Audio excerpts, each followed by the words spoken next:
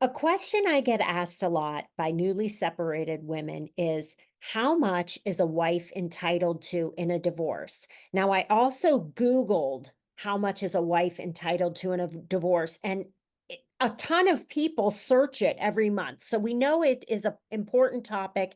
It's a question that people want an answer to. And that's what we're going to talk about today. My guest is Anna Krolikowska. Anna is a family law attorney. She's been in the business for Almost 20 years? 20, I was going to say 17. Boy, is time flying. It And sure Anna is. is actually also the past president of the Illinois State Bar Association. Hi, Anna. Hi, Jackie. Hi, everyone. So nice to see you as always. And Anna, Good to don't see you you. feel like you get asked that question a lot? Like how much am I entitled to? What am I going to get? Absolutely. It's an important component. It's a scary reality to face, right? You're considering divorce or your spouse served you with divorce papers or asked you for a divorce and you're looking at this new reality and you're trying to figure out, okay, what will this look like? And finances are a big component of that. And so Absolutely. you're looking at this big unknown. So we are going to spend this time answering that question, but it's a very complicated answer. It Every is. divorce is unique. We Anna can never just say, "Well, here's what you're entitled to." That doesn't exist. But we want to help you in learning about the factors to consider so that you can get an idea of what you're entitled to. So, number Yes. one is the state where you live, right, Anna? Yes, and it's very important because the laws of the state where you live have a significant impact on your outcome. Because if you're going to go through a litigated process, the judge is going to apply the laws, the statute, and say, this is what you're entitled to. And if you choose mediation or collaborative process, yes, you absolutely have the ability to craft your own agreement, but you might be using the statute as one of your data points. So you absolutely want to consult with an attorney and find out how does your state view what you're entitled to, whether that is division of assets or any spousal support or a combination of both. Okay. Next one is, does the wife work? Do you work? And what's your income? So, Yes. And that's a complex question because do you work is not just a factor of do you work now, but also did you work throughout the marriage and how long was the marriage? Were you married for 5 years or were you married for 20? And during that entire time, have you worked for the entire 20 years? Or maybe did you work for the last five? Did you work full time or part time? So you look at the entire picture of it. And the main idea is what is your earning ability? Was it impacted by what happened during the marriage? Did you maybe step out of the workforce to support your spouse's career or to raise children or to care for a parent?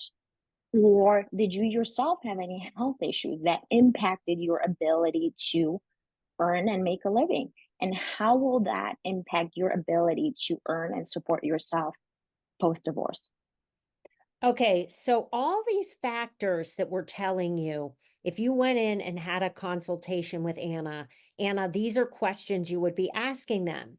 And then you Yes. would kind of write down, all the answers and come up with a scenario that a starting point of what you want to ask for in the divorce. Is that kind of how it works?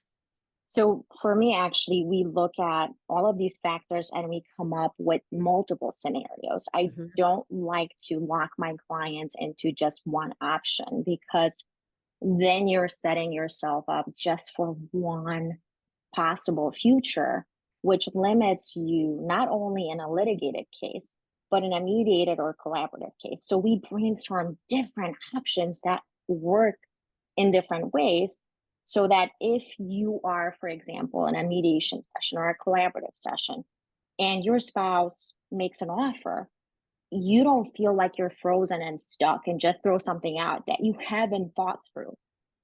You'll feel better prepared.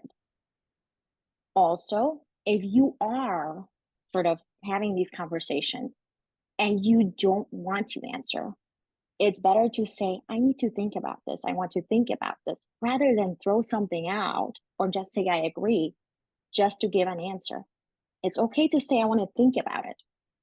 I was just about to say, after Anna or another divorce attorney is asking you all these questions, these aren't answers that you can come up with overnight. We're talking No. sometimes it takes 3 months to 6 months to figure out exactly what you want, but these are all things to think about.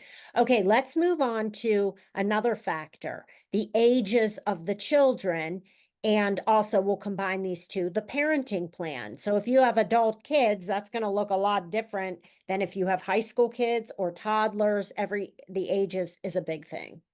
Yes. And not just their ages, but also if you have children who maybe are older but have special needs, that's a nuance, right? Those children might require you to be more hands on and provide care, even when they're 25, 30. Mhm. Those conversations look very different. So, Right. yes, we look at what is the reality of your life. And even if you are wanting to return to work full time, but your spouse travels 50% of the time for work. Well, then we have to look at a parenting schedule and a work schedule for you that would balance their travel with a parent being available to care for the children. Otherwise, where are these children going to be? So for me, it's never just one issue, one item alone. It's more of a puzzle. How will this all fit together? Right, and all of these factors could depend you can't make independent decisions, you have to make them all together. Love Yeah, it. Okay, what about the parenting plan? Do people ever say do you say to your potential clients and clients, like, "What do you want your parenting plan? What do you see happening?" That's always. not easy to answer either. Always. So I always ask that question, and I usually start with that question because I care about your kids. I like to tell my clients that you're my client, but in all honesty, my primary client are your children. So I will ask, what is the co parenting dynamic with your spouse? What is your communication? What are your thoughts in terms of decision making as far as how will you care for your children? What are your thoughts about an actual co-parenting plan? What would that look like? And I don't mean tell me what percentage of time you want, because people tend to get locked into I want X% of time. No, start thinking about where will your kids sleep on a Monday night? Take out a calendar and really start thinking about that. Think about holidays. Think about summer vacations. Think about the reality of who's dropping the kids off at school. Start thinking about it that way. And Well, then a we'll lot figure out what percentage that is, if it even matters for you and your particular case. Sometimes it does. But a lot of people get caught up in, the percentages because of child support, and so what do you say about that? They do. But I tell them for now, that's a conversation between you and I, right? We're not telling your spouse yet, this is the parenting schedule you want, this is the percentage you want. Take a look at your schedule. And then, if you want, count the overnights. If this is what we're worried about, count the overnights and tell me. And then we can look at the support numbers. Alright, a couple other factors are how are the assets being divided in a divorce? And most people think 50-50. Illinois, it's a 50-50 state, but you're saying that's not always the case. No, the statute says equitably, which means fairly. That's as best as I can translate it to terms. Fairly. And the statute actually asks the court to look at things like who contributed to the accumulation of assets, who has the ability to replace assets. Does either spouse have non marital assets?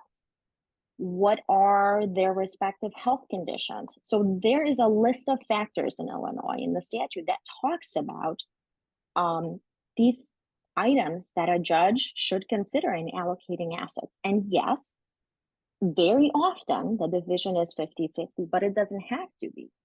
You could look at what you're doing in terms of support and parenting schedule. And you could end up with something like 55-45 for whatever reason, right?